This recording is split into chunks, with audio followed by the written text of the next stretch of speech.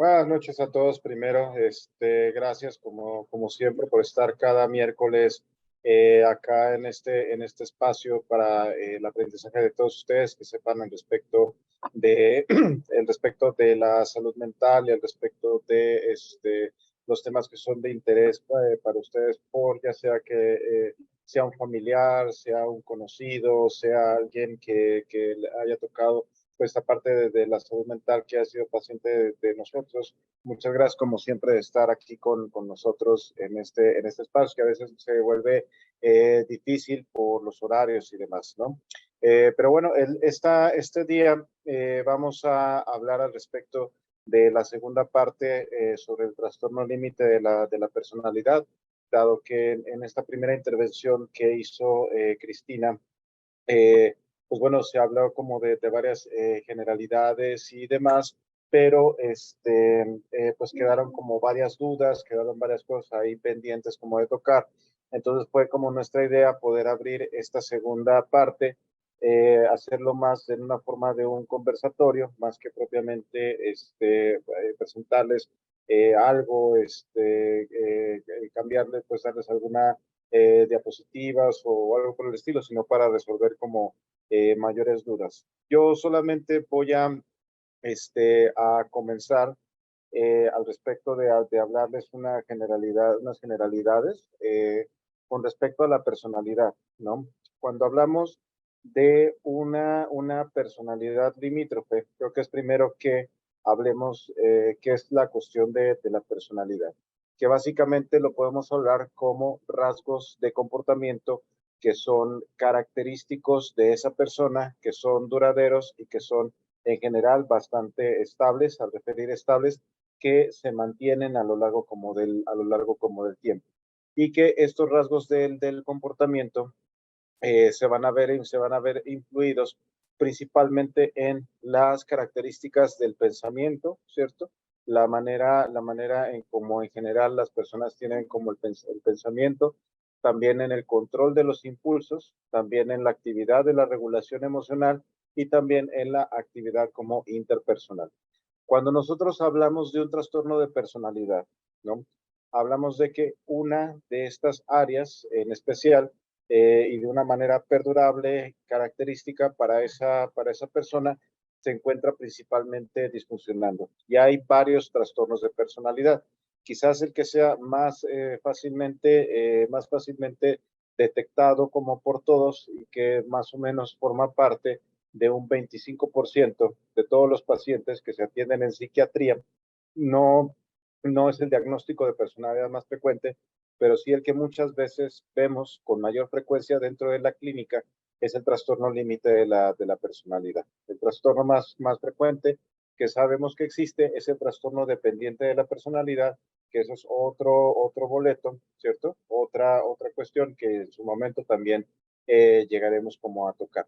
Pero el trastorno límite personalidad, hay que tener en cuenta que la personalidad se forma por dos variables principales. Una, que es la cuestión genética, la cuestión de transmisión que viene como desde nuestros genes, que se transmite de generación a generación, y por otra parte también el medio ambiente. Y eso lo podemos ver desde los bebés muy chiquititos, ¿no? Los bebés muy chiquititos nacen con lo que llamamos el temperamento. Ese temperamento son esas características de personalidad que son genéticas, que son heredables. Por eso hay bebés que son muy tranquilitos, muy introvertidos, que a veces casi no lloran, no se espantan con mucha facilidad. Hay otros niños, hay otros bebecitos que antes al contrario son muy llorones, son muy berrinchudos, ¿cómo se llama? A tener una tendencia más como a explorar, son más inquietos y podemos ver esas diferencias entre bebé y bebé y eso lo denominamos como tal el temperamento, ¿no? Ese temperamento se va a final de cuentas moldeando, se va a final de cuentas cambiando, regulando gradualmente con toda la cuestión como de experiencias de vida, que es lo que forma el carácter, ¿cierto? Y la combinación de carácter y temperamento es lo que nosotros llamamos la personalidad. ¿Listo? Ahora, la paciente o el paciente con un trastorno límite de personalidad, primero, nace con una vulnerabilidad biológica, ¿cierto? Esta vulnerabilidad biológica tiene que ver primero con que sobre todo es una vulnerabilidad emocional en las emociones. Primero, normalmente son personas altamente sensibles, es decir, personas que detectan o llegan a detectar señales como en el medio ambiente que les desencadenan respuestas emocionales que mucha gente no llega, por ejemplo, como a percibir, ¿no? Número uno. También son personas las cuales son hiperreactivas, es decir, cuando llegan a tener alguna respuesta, cuando llegan a tener alguna situación que cause una respuesta emocional, esta respuesta emocional va a ser muchísimo más elevada que en el grueso de la población, ¿cierto? Número tres, también van a tener un lento regreso a la base. Entonces, no solamente llegan a ser hipersensibles, no solamente llegan a tener una respuesta mucho mayor a cuestiones que generen estímulos emocionales, sino que también regresar a la calma les va a costar una gran cantidad como de trabajo. Y esto lleva a que mucha gente le cueste con ello mucho trabajo regular a final de cuentas como sus emociones y por ello es donde se desencadenan las respuestas impulsivas. Todos estos actos de impulsividad tienen en general el mismo fin, que es reducir o regular las emociones. Y estos mecanismos de afrontamiento pueden ser funcionantes o mal funcionantes dependiendo de las consecuencias que éstas estén generando. Por ejemplo, un mecanismo de regulación emocional que puede ser muy funcional es, por ejemplo, salir de la casa e ir a comer un helado. Puede ser altamente funcional y es un mecanismo que me regula mi emoción y me llega a generar como tranquilidad. Pero, por ejemplo, las autolesiones, el consumo de sustancias o inclusive los intentos de suicidio no son disfuncionales, ¿cierto? Por el riesgo o el daño que terminan generando. Sin embargo, el fin termina siendo el mismo. Cuando una persona, ¿cierto? En general, hablando de trastorno límite de personalidad, llega a realizar autolesiones, llega a realizar intentos de suicidio o inclusive llega a tener el consumo de sustancias, no lo hace específicamente porque quiere morirse o porque le gusta verse lesionado o porque necesariamente es una moda, sino que normalmente lo hace con la finalidad de regular su emoción. Y eso es muy común que ustedes puedan preguntarle, por ejemplo, ¿cómo se llama? A la gente que realiza, por ejemplo, autolesiones. ¿Qué es lo que buscas? ¿Por qué haces esta autolesión? ¿Por qué cortarte? ¿Por qué lo haces? ¿No? Y normalmente la respuesta termina siendo para cambiar un dolor físico por un dolor emocional.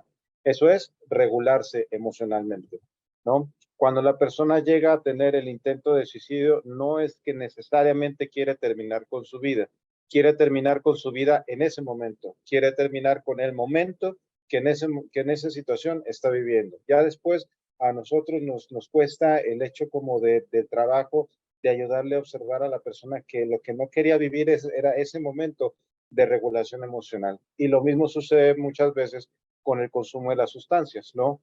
Tengo una emoción, no sé qué hacer con ella, tengo una problemática importante o estoy viviendo constantemente con problemas de desregulación emocional. ¿Qué hago? Consumo mi sustancia en cuestión, entonces con eso regulo a final de cuentas mi emoción, aunque la consecuencia posteriormente puede ser como muy difícil, ¿cierto? Entonces, esa es una primera característica de la persona que tiene un trastorno límite de personalidad. Segundo, tiene dificultades importantes en la efectividad interpersonal. Pues son personas que normalmente llegan a tener cuestiones de relaciones intensas, inestables, llegan a tener relaciones en donde hay amores, odios, llegan a tener sentimientos muy crónicos de vacío y sobre todo un miedo muy intenso también al abandono, ¿no? Y esas son las tres características principales del no límite de personalidad.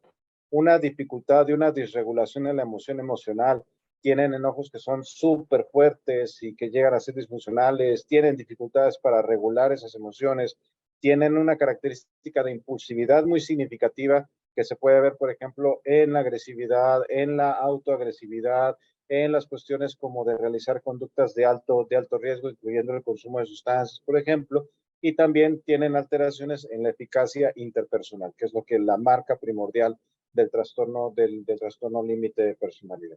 Y bueno, después de darles esta pequeña introducción, este pequeño abrebocas, también doy también la bienvenida a Cristina, que es nuestra líder del equipo psicosocial, ¿cierto? Que ha estado pues presente desde que Servit se creó como tal, ¿cierto? Y que pues bueno, con quien yo he trabajado a lo largo de todo este tiempo que yo llevaba como la clica y que nos abrió la vez pasada con el tema de trastorno límite de personalidad.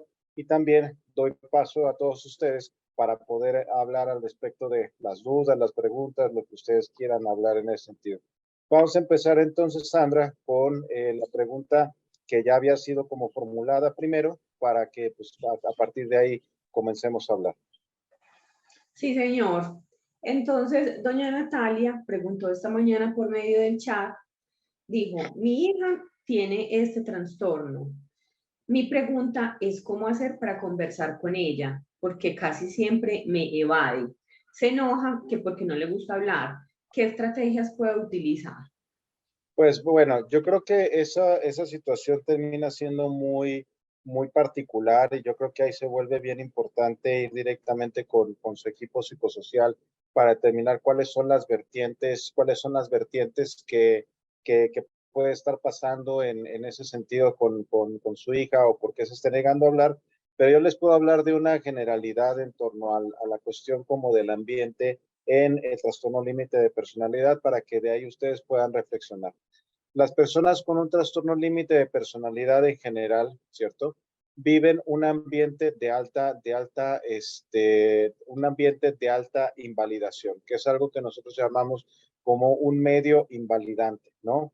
Y si no, a lo mejor en este momento, tal vez en la historia, ¿cierto? Ese medio invalidante estuvo a final de cuentas muy presente.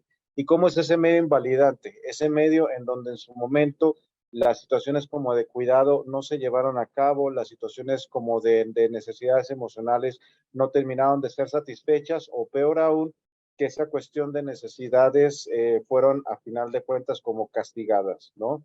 Cosas o eventos o lugares en ese sentido en donde pues a final de cuentas si yo lloro termino castigado, me terminan pegando, te doy una buena para que veas por qué es que si tienes que llorar, si me llegas tú con un ojo morado, yo te pongo el otro para que veas y pues al final de cuentas como aprendas también, si tú, ¿cómo se llama? Si tú, este, no te puedes enojar, no te debes enojar, porque si te enojas te ves feo, te ves mal, aquí no se permite como enojar, o si te enojas me enojo como el triple, te encanta a final de cuentas verme enojado, o sea, todo ese tema como de ambientes alrededor en donde la persona aprende de que al momento de expresar sus emociones, hablar de lo que se tiene, en lugar como de obtener cariño, de obtener cuidado, de obtener confort, lo que termina recibiendo son una gran cantidad de castigos o dificultades importantes durante ese medio. No quiero decir que eso esté pasando quizás en el momento, pero sí es una situación que muy comúnmente en la historia de estos pacientes debe de haber sucedido. ¿Alguna otra pregunta? ¿Alguien quiere abrir el micrófono? Buenas noches, yo quiero hablar. Resulta que desafortunadamente, bueno, estoy un poco mal de la garganta. No pude estar en la presentación donde se habló de este tema, pero mi hija desde los 16 años más o menos, diagnosticada con depresión, estuvo allá en Servit y le cambiaron el diagnóstico a bipolaridad. Y hace más o menos un mes le cambiaron a trastorno límite de la personalidad. Para ella fue muy duro recibir este diagnóstico porque como que le crea incertidumbre, ¿no? Entonces, por una parte, quisiera saber, ¿el trastorno límite de la personalidad se puede mejorar, cambiar, tiene cura? O sea, no sé cómo decirlo, pero ella decía, yo preferiría tener una enfermedad como tal que se pudiera curar, con pastillas y con terapia y medicamentos, pero ahora sí es algo de la personalidad, es que yo soy así, entonces es mi culpa ser así. Y eso le dio durísimo, durísimo y se fue hacia abajo. La verdad estuvo supremamente mal, que no quería vivir y no quería que la ayudaran ni que hicieran nada por ella, que todos los profesionales allá en Servit se quedaban era mirándola sin saber ni qué decirle, porque ella decía, yo no quiero que hagan nada por mí, yo solo me quiero morir. Entonces, eso tiene cura, cómo se maneja. Yo quisiera como, pues, uno ha escuchado mucho de depresión y sabe o tiene algún concepto de la depresión. Cuando hablaron de bipolaridad, entonces es aprendiendo sobre bipolaridad y ahora aprender sobre trastorno límite de la personalidad. Entonces quisiera como saber cómo manejar, si tiene cura, qué esperar de ese diagnóstico. Bien. Doña Claudia, ¿usted es igual que cuando usted tenía 15 años? No, para nada. ¿Ok? Y hay cosas que hay cosas que de todos modos que usted tiene que todavía decía, es que yo ya era así como desde chica. ¿Usted? Sí, claro. Sí, sí. Ahí tiene su respuesta. Eso es lo que pasa con eso es con lo que pasa con la personalidad, ¿cierto? La personalidad, hay muchas cosas que se quedan, hay muchas cosas que forman parte del individuo, porque como les decía, hay muchos temas que vienen al final de todo dentro de la genética y demás. Pero tenemos una gran ventaja de que no solamente somos los genes y que si algo tiene la personalidad, aún así sea el trastorno de personalidad, es que esto es algo dinámico, ¿no? Y que esto es algo que constantemente se está modificando a través del aprendizaje, a través como de las vivencias, de las experiencias, de todo lo que se está a final de cuentas como llevando a cabo. Eh, y esto pasa con la cuestión del trastorno límite de la personalidad, ¿cierto? Si nosotros hablamos del trastorno límite de personalidad como una cuestión de cura, por, porque la persona entonces ya no llega a tener como los síntomas disfuncionantes que en algún momento lo marcaron, entonces sí tiene cura, ¿cierto?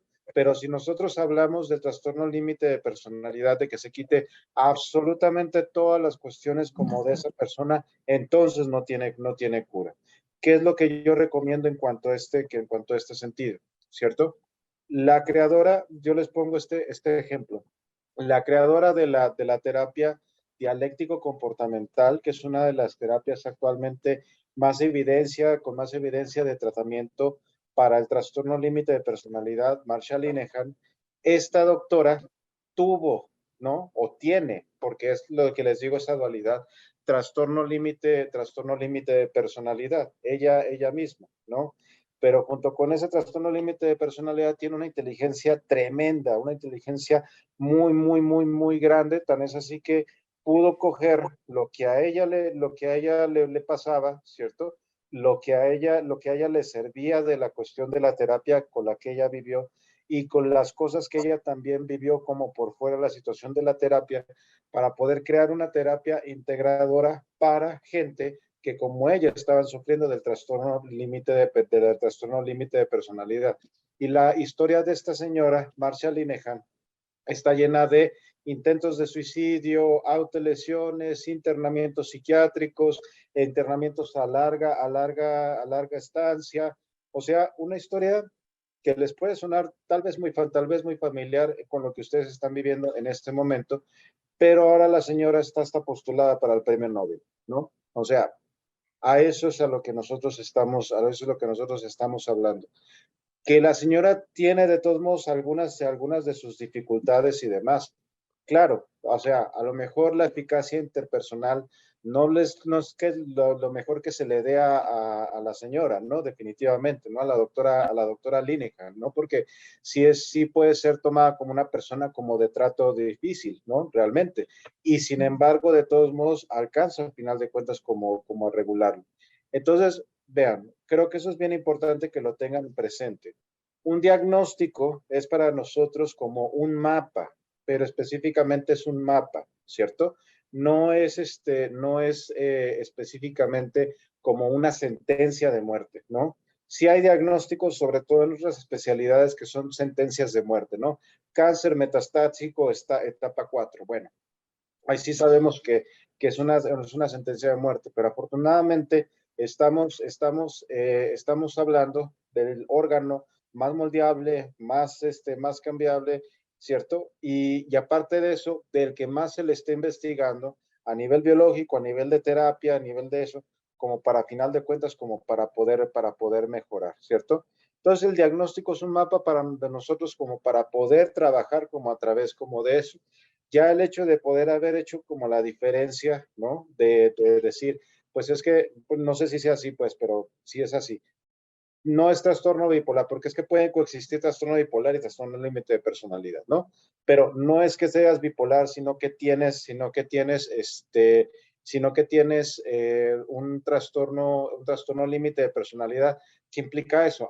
Entonces esto quiere decir que no es que requieres tanta cuestión como de tratamiento farmacológico, de tratamiento con estabilizadores del estado anímico, sino lo que requieres es otra cosa, lo cual no significa que sea mejor o peor, simplemente es distinto y es un mapa para entonces poder trabajar todo este montón de situaciones. ¿Listo?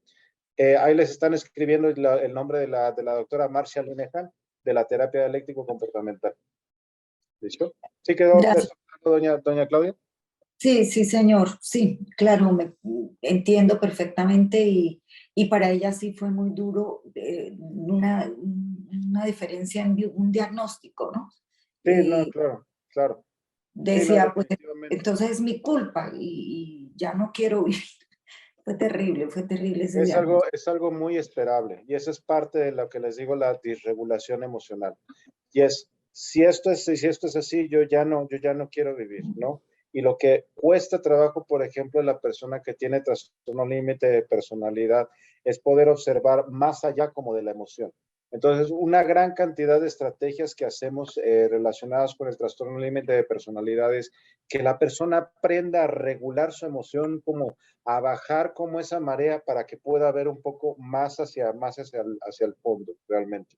Pero eso es un tema de aprendizaje, eso es un tema de psicoterapia y la psicoterapia aquí se convierte en un entrenamiento, se convierte también como en una sesión de aprendizaje, de que la persona pueda aprender sobre ella misma, ¿no? Y eso es bien cierto. Si ustedes colocan, pues ahorita creo que ya no tanto, pero hasta hace algún tiempo colocaba trastorno límite de personalidad y bueno, le salían los asesinos seriales y le salían ¿cómo se llama? Que las parejas súper tóxicas, que aléjate como de ellos. Y era una cosa horrible hablar de trastorno límite de personalidad. Ahora ya no es así. Ahora ya se sabe, pues ya hay mucha gente que ha hablado del trastorno límite de personalidad. Muchas personalidades del mundo artístico la tienen y la trabajan, ¿no?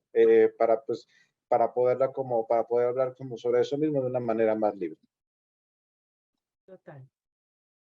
Hola, hola, doctor. Y digamos que eso es importante como tener en cuenta que cuando nosotros llegamos, por ejemplo, a la institución, pues lo que hemos hablado siempre es poder como tener un aprendizaje, ¿no? No podemos como permitirnos a nosotros mismos en cierta medida llegar a ciertos aspectos como de estigmatización, incluso de nosotros mismos, por alguna condición que altere pues como nuestra relación con uno y con el otro, todo lo contrario, yo creo que el hecho de que pasemos como de un diagnóstico pues a este otro diagnóstico nos permite también tener mayor claridad de qué es lo que está pasando conmigo, darle también una razón a estas cosas que se presentan y de ahí también poder establecer pues a través de los diferentes medios terapéuticos una manera diferente, ¿cierto? Una manera incluso más compasiva y no tan autodestructiva como suele pasar pues con estas personas. Y yo quiero como que, aparte de esto que nos ha dicho el doctor, y esta es una metáfora suya, doctor, el hecho como de cuando hablamos de ciertas dificultades de la personalidad, nos queda esa pregunta, ¿qué hacer nosotros como familia? ¿No? Y cuando hay un trastorno de personalidad, hay muchísima ambivalencia en el ambiente, es decir, unos días se dicen unas cosas buenas, otros días el tema se vuelve como complejo, difuso. Y el doctor, pues, un día me regaló una metáfora y es como, ¿qué pasa con el agua cuando cae sobre la piedra? ¿Qué pasa, familias? Sí, hasta que llega y le hace daño. O no, o hasta que llega, digamos, y tiene una No, intervención directa con ella, ¿cierto? La moldea, la moldea. pule, ¿cierto? Pero básico en este contexto de aprendizaje, nosotros como familia, tener esa constancia, porque estas personas pues nos van a mover a nosotros a nivel relacional, nos van a mover muchísimo, ¿cierto? Desde el conflicto, desde la misma respuesta invalidante que hay veces como humanos presentamos y que podamos ser conscientes un poco de cómo es la forma en la que hablamos, de cuál es la forma en la que nos dirigimos, de cuál es el ambiente que se está construyendo en ese momento donde nos encontramos con el otro. Y si es un ambiente desde el conflicto y demás, pues bueno, ¿qué vamos a hacer de manera constante para no entrar en esas formas de relacionamiento con ellos, sino generar otras pautas que les ayuden? Primero, pues a nosotros contenernos, ¿no? Porque es muy importante contenernos con ellos. Y segundo, a generar estrategias, por supuesto, pues también con el entrenamiento, como lo decía el doctor, que se realiza a nivel terapéutico, pero generar y mostrarles estrategias de regulación, ¿cierto? Y que podamos nosotros en ese ejercicio de la interacción con ellos, eh, mostrarles y construir una forma diferente al final. Era eso. Eso es. Muy bien. Entonces, si alguien más tenga alguna otra pregunta. Doctor, tenemos una pregunta en el chat. Ujú. La pregunta es que si ya está la conducta presente, me imagino que se refieren al trastorno, ¿qué se puede hacer el paciente? Preguntan que si es algo de por vida y creo que tiene también relación con lo que le respondiste a doña Claudia. Sí, exactamente, tiene mucha relación. O sea, van a haber rasgos, van a haber cosas que se queden como se queden de por vida, pero que no necesariamente van a tener que ser disfuncionales, ¿no? Por ejemplo, la cuestión como de la impulsividad. Mal que bien, por ejemplo, mucha gente queda con varios rasgos de personalidad relacionados con esa impulsividad que en su momento terminan siendo difíciles y demás, pero que en otros contextos terminan siendo como algo muy funcionante, terminan siendo realmente pues adecuado. Por ejemplo, ¿no? Mariana Pajón, me encanta siempre poner este ejemplo de Mariana Pajón. Ella tiene déficit de atención, no tiene trastorno límite de personalidad, pero algo que a final de cuentas comparte el déficit de atención con el trastorno límite de personalidad es la impulsividad, ¿no? Y cómo manejaron esa cuestión como de impulsividad a través del deporte. Y verla toda impulsiva como es, 3 medallas olímpicas, ¿no? Depende mucho del contexto en el que la persona se encuentre, que todos esos rasgos, a final de cuentas, pueden ser moldeados, pueden ser modificados, ¿no? Y pueden ayudar a que antes, al contrario, sean como tal funcionantes en ese sentido, ¿no? Entonces, no tiene por qué necesariamente ser algo que siempre va a generar problemas. ¿Que voy a tener dificultades a lo mejor como en mis emociones? Claro, sí, definitivamente, pero si esa, por ejemplo, emocionalidad termina siendo canalizada como a través como del arte, ¿no?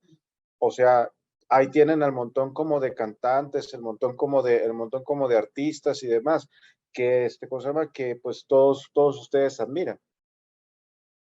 A mí, por ejemplo, me gusta mucho la música metal. Y si se ponen a leer la letra de metal, es pura música de expresión emocional. Y es todo un género musical. Y así podemos hablar de varios otros géneros musicales, de obras, de artistas. Ese es el punto.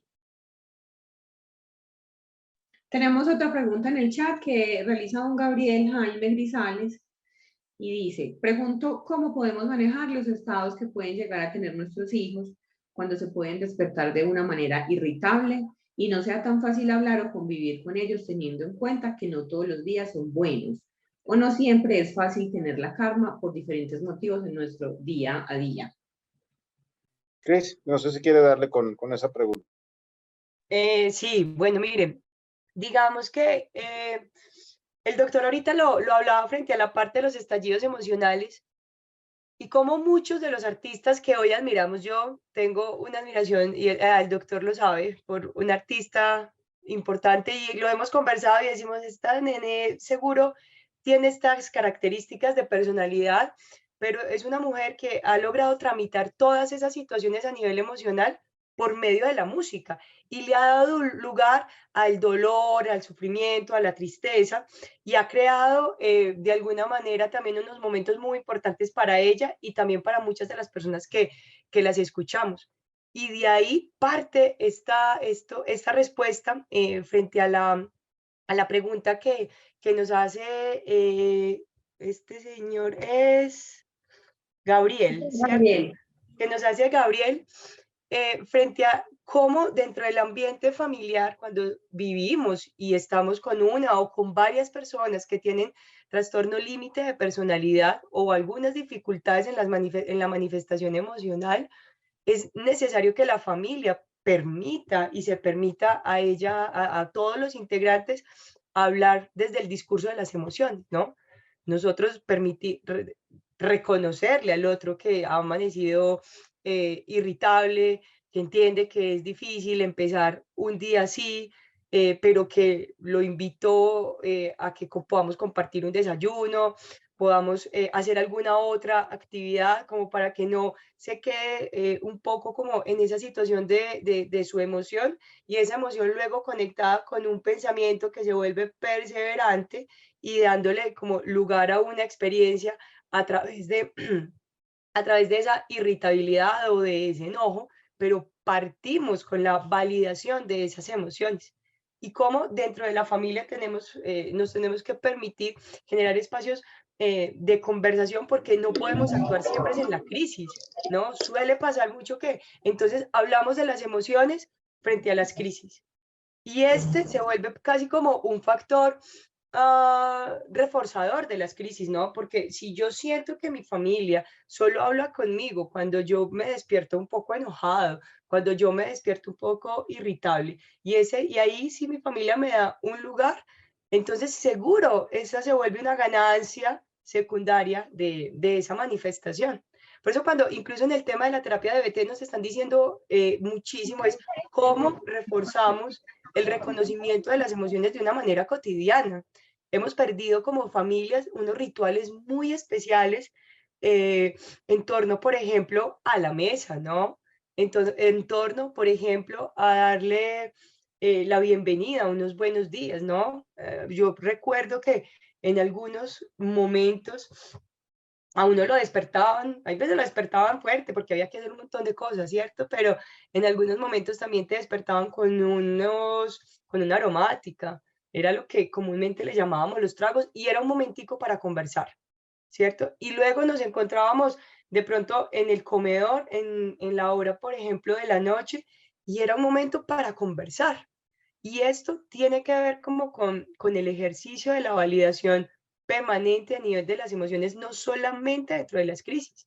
¿Qué nos permite, por ejemplo, el hecho de tener experiencias significativas con nuestros hijos, experiencias desde el amor, desde el afecto, pero digamos no en escenarios donde haya un conflicto y un problema, sino en otros escenarios, ¿cierto? Estas salidas al parque, estas posibilidades de ir y comernos un helado, esta invitación a tomarnos una gaseosa, pues hay muchas estrategias que desde los equipos pudiéramos como empezar a construir con cada uno de ustedes, pero eso genera ciertas memorias que son también emocionales y que cuando nos enfrentamos a las situaciones como críticas de estos estallidos emocionales, también nos permite a nosotros tener como la capacidad de no solamente ver allí a esta persona problemática y conflictiva, sino también tener muy en cuenta que aunque estamos en un momento difícil, porque es complejo dar como respuesta a una crisis, poder nosotros como integrar que no solamente es esa sensación o ese momento crítico, sino que también ha sido otras experiencias que de alguna manera favorecen el encuentro y la oportunidad de hablar, ¿cierto? Entonces, yo creo que parte como Gabriel, de esta tarea con estas personas que van manifestando todas estas características de disregulación, es que tenemos una responsabilidad muy bonita y es en dónde nos vamos encontrando con ellos, en dónde nos vamos permitiendo con ellos tener experiencias significativas que sean reforzadoras y validantes desde conductas distintas a las disruptivas, porque en esa medida ellos van sintiéndose mucho mejor. Yo en estos días me encontré con una de las pacientes en Calasanz y estaba ahí como aburrida de más. Yo sé que no soy la mamá, seguro que la mamá reaccionará de otra manera, pero fue muy interesante cuando yo le dije, mira, cómo te queda ese peinado de bonito, se te ve, pues, o sea, se te ve el rostro, se ilumina. Y la chica todo el día, pues, o parte como del tiempo que estuvo allá con nosotros, me decía, Cris, me dijo como dos veces más, ¿no? Y luego en conversaciones con algunos compañeros, para ella había sido muy importante ese proceso de validación. Entonces, que nos podamos encontrar con ellos desde un ejercicio validante, no solamente desde la crisis, sino antes de las crisis, poder construir unas relaciones lo más armoniosas que se puedan. Yo creo que nos va a ayudar muchísimo, Gabriel, para enfrentar esos momentos donde se levantan enojados, para enfrentar esos momentos donde nos contestan maluquito y entonces uno también tiene que poner su límite, pero hay que trabajar mucho como desde de la asertividad y eso creo que nos ayuda a nosotros como familia a ir generando pues una experiencia distinta. No creo si, no sé si responda pues a esa pregunta, Sí. ¿no? Sí, yo también quiero ahí tocar como algunos eventos que está diciendo Cris. O sea, porque creo que esto que dice Cris es muy importante que lo tengan muy presentes.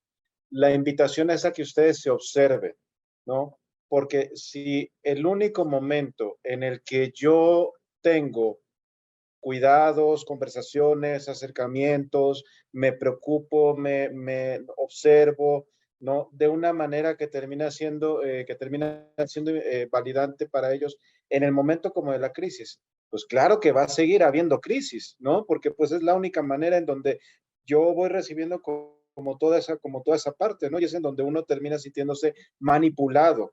Pero hay que tener en cuenta que ese punto de la manipulación termina siendo otro mecanismo de esa regulación como emocional. No solamente es como porque quieran, ¿no? La invitación es a ustedes, al final de todo, como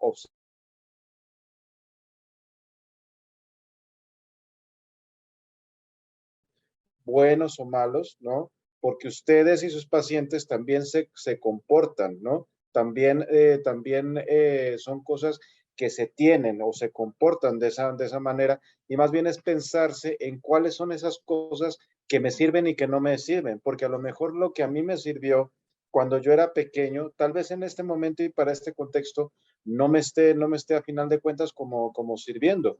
A lo mejor a mí mi papá me ayudó como a observar el hecho de que no me enojara por bobadas, ¿no? O que había cosas más importantes por las cuales enojarse, pero a lo mejor eso en este momento no me está sirviendo porque está haciendo algo invalidante para mi hijo, porque eso es una cuestión que yo escucho mucho como en la familia. Ay, es que ya se enojó. Ah, por esa bobada te vas a enojar.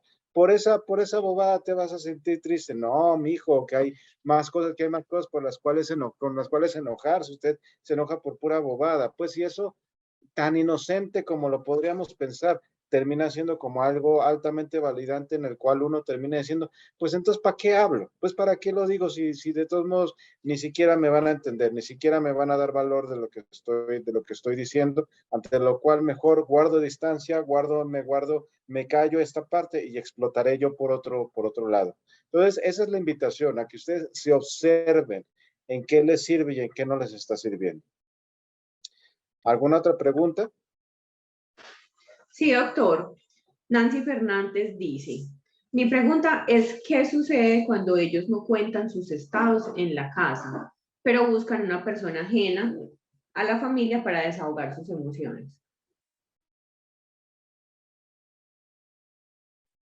Bueno, ok, miren, es muy común, ¿cierto? Nosotros sabemos que estas manifestaciones empiezan a ubicarse un poquito más en la adolescencia, ¿cierto? Y en la adolescencia, pues básicamente buscamos como todo este proceso de identificación con pares, ¿no? O sea, con pares es mucho más fácil para los adolescentes poder como entrar en estos procesos de comunicación, pero en muchos momentos uno nota que los padres generan o se dan cuenta un poco como de este fenómeno desde la crítica, ¿cierto? Y entonces empiezan lo mismo, un poco como invalidar, claro, como usted solo le cuenta a María José o como usted solo le cuenta a Federico, ¿cierto? Y entran en una situación muy desde exactamente como en la crítica y el cuestionamiento y se pierde un espacio importante para decir, qué bueno, que también me contaras a mí o preguntar. Esto todo tiene mucho que ver con el ejemplo ahorita que yo les ponía con la parte el agua y la piedra, ¿cierto?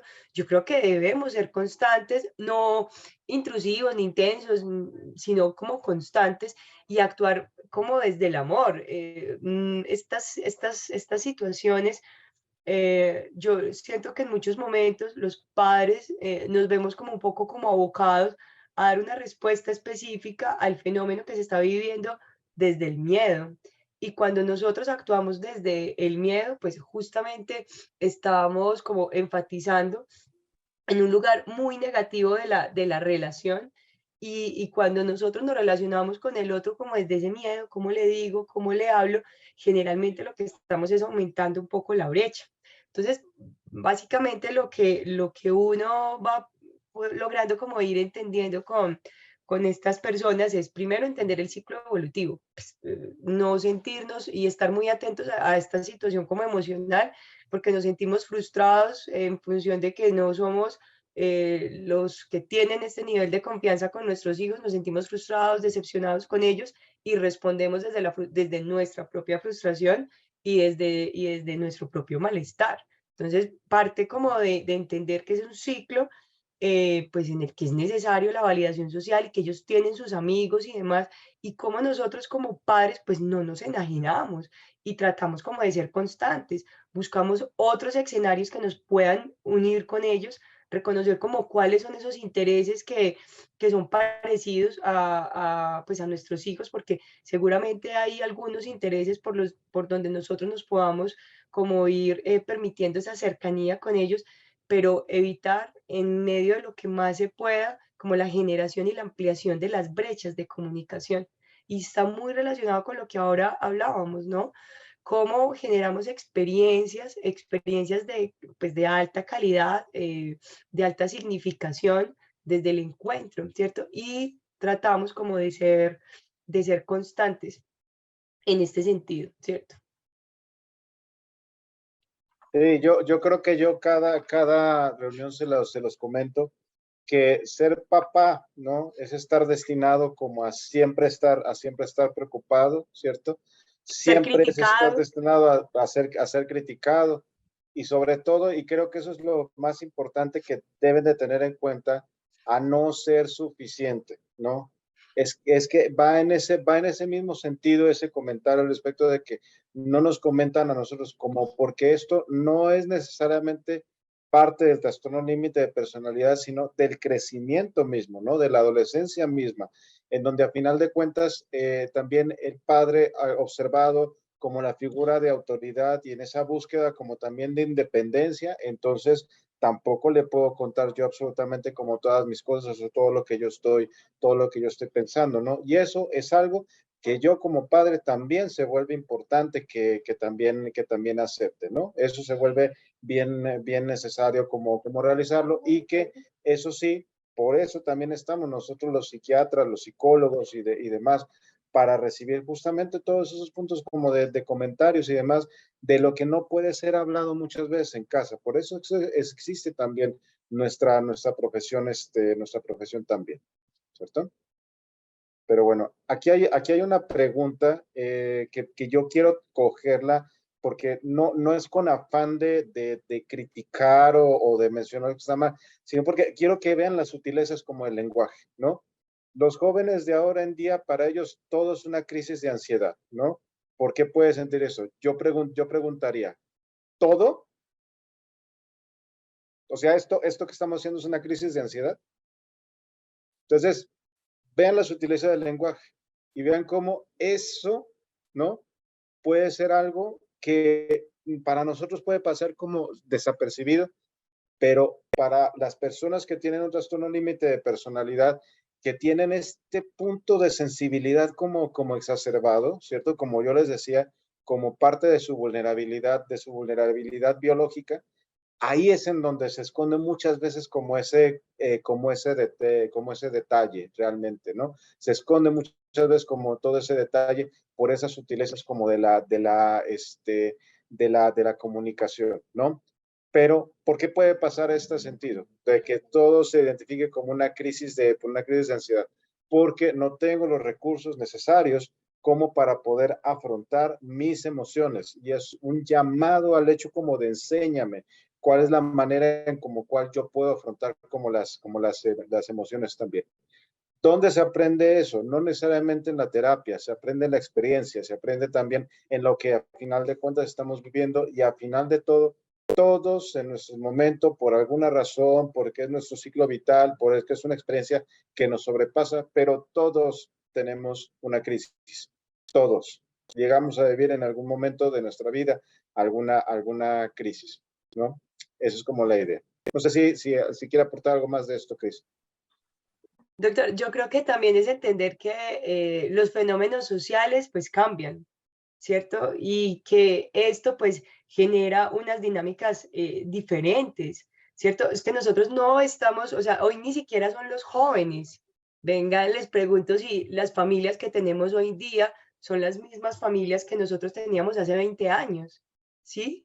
Y todas estas, digamos como todos estos, no sé, estas experiencias que nos atraviesan de tantas formas, pues no van a ser inocuas, ¿cierto? Porque los seres humanos somos seres permeables, naturalmente hay una vulnerabilidad en muchos aspectos y que tenemos de alguna manera que responder a todos estos fenómenos, ¿cierto? No estamos diciendo con esto pues que es culpa de las familias, es culpa como de la sociedad, pero somos el resultado de una cantidad de factores que se terminan uniendo para dar sentido a nuestras actuaciones, a nuestros pensamientos y a nuestras emociones.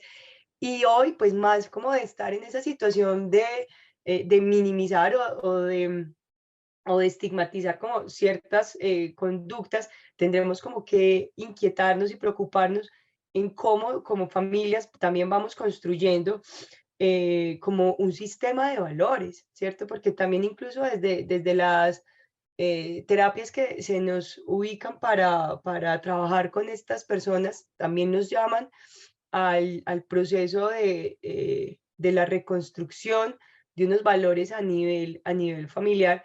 Y cuando nosotros podemos entender eso, pero como desde el amor, desde el cariño, no como desde el cuestionamiento, podemos empezar a construir una experiencia familiar única y no generalizada. Porque parte que incluso digamos que las personas con trastorno límite de personalidad, eh, cuando todo se vuelve un mundo es porque hay como un pensamiento absolutista, o sea, les cuesta muchísimo, muchísimo ir al detalle, es de eso, pues es una situación muy complicada porque uno siente que son personas con una cantidad de recursos, pero su pensamiento nubla cualquier posibilidad, ¿cierto? Y cuando nosotros nos encontramos con este concepto de que todo para ellos es una crisis, entonces uno dice, ¿quién es el que, o qué fenómeno?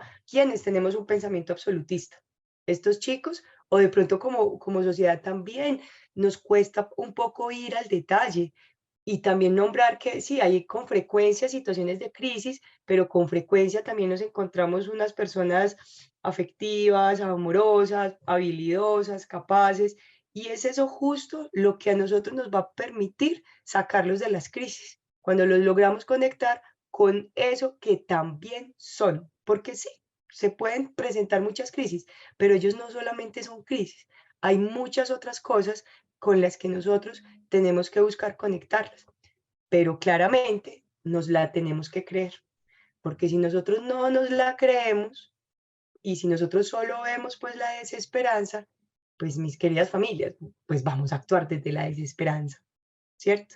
Y cuando actuamos desde la desesperanza, quiero comentarles que lo que hacemos es que reforzamos esos patrones de conducta que tienen tanto sufrimiento y que genera tanta desadaptación. Muy bien, muy bien. ¿Alguien más quiere realizar alguna otra pregunta? Sandra, no sé si tenemos más preguntas que le han llegado a usted. Sí, señor. Doña Marta Arboleda dice que quiere saber cómo ayudar a las personas para que reconozcan sus emociones y puedan reconocer en los lugares de su cuerpo en las que se está reflejando para que sepan regular. Eso es algo Eso es como complicado. una tesis. Exactamente. Y eso es como todo un tema de trabajo también terapéutico, porque depende de muchas cosas, depende de la edad vital, porque eso se le puede enseñar directamente como a un niño, ¿no? O sea, el dónde siente la emoción, cómo la siente, cómo se siente, cómo se llama, ¿no? Eso a final de cuentas. De hecho, un punto de esa estrategia es, por ejemplo, la película de Intensamente, ¿no? Que está bien dirigida como a niños, pero pues, en general a todo mundo, ¿no? Pero es como el hecho de cómo ayuda a identificar como las emociones y cómo una emoción desbordada puede resultar altamente dañina, ¿no? Pero digamos que depende mucho, como les decía, del contexto, depende también mucho del tema en el que se encuentre como la persona, la edad en la que se encuentre la persona, la capacidad intelectual en la que sea. Como dice Cris, es toda una cuestión como de una tesis y de un trabajo como muy individual, en un solo individuo, ¿no? Yo lo que sí les podría recomendar, ¿no? Como un libro, ¿no? Para pacientes de forma como general. Hay un libro que yo tengo por aquí que se llama 50 técnicas de mindfulness. No 50 sombras de Grey, sino 50 técnicas de mindfulness, que ahorita les digo de cómo se llama el autor.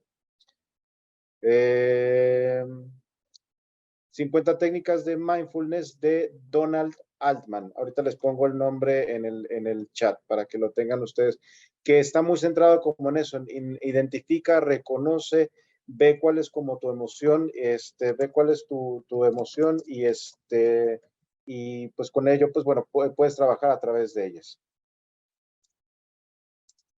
Okay, y yo solo también tengo ahí algo y es que, ¿cómo podemos ayudar a los demás a reconocer nuestras emociones? ¿Cómo reconozco mis emociones? ¿Cierto? Yo creo que eso es importante.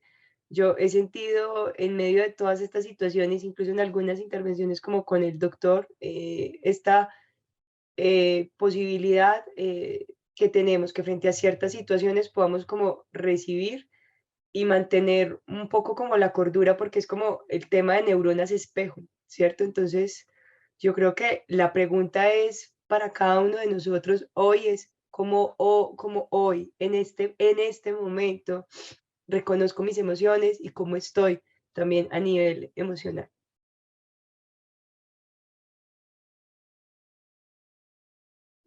Y la pregunta, pues doctor, cuando usted empezó a encabezar, yo vi a todo el mundo escribiendo, no sé. Bueno, muy bien. Listo. ¿Alguien más quiere preguntar algo? Bueno, pues vamos terminando. Yo sí les quiero recomendar, aparte de este libro que les dije, como para el tema específico de trastorno límite de personalidad, este libro que ahorita les estoy escribiendo, que se llama Diamantes en Bruto, que son de dos tomos, de esta autora que se llama Dolores Mosquera, ¿no? Uno de los libros que pues yo recomiendo mucho en general a todos mis pacientes en el tema de la terapia, que está muy relacionado con un tipo de terapia muy particular relacionado con el sentido de vida, que es la terapia de aceptación y compromiso, que se llama Sal de tu mente y entra en tu vida, y que hay su versión para adolescentes también en ese sentido. Entonces, ahí les dejo estos dos. Estos yo creo que los pueden encontrar en librerías científicas, por ejemplo, la que hay acá en Unicentro, allá en Oriente, no sé en dónde se podrían conseguir y demás. Yo creo, Cris, ¿dónde conseguía sus libros? ¿En la UDA, Cris? ¿Sus libros dónde los conseguía en la UDA? ¿Estos libros? O en la Librería Nacional también, pues es sencillo. Y pues la verdad, hoy se consigue todo muy fácil por Mercado Libre y le llega hasta la casa. También, para que los puedan ahí conseguir. ¿Listo? Listo, perfecto. Muy bien. Bueno, doctor, Listo. muchas gracias a Al todos. contrario, Sandrita. muchas gracias a todos, Sandra, y muchas gracias a todos, familias, Excelente. siempre, como siempre, por Muchas gracias, feliz noche. Gracias a Dios los ustedes. bendiga.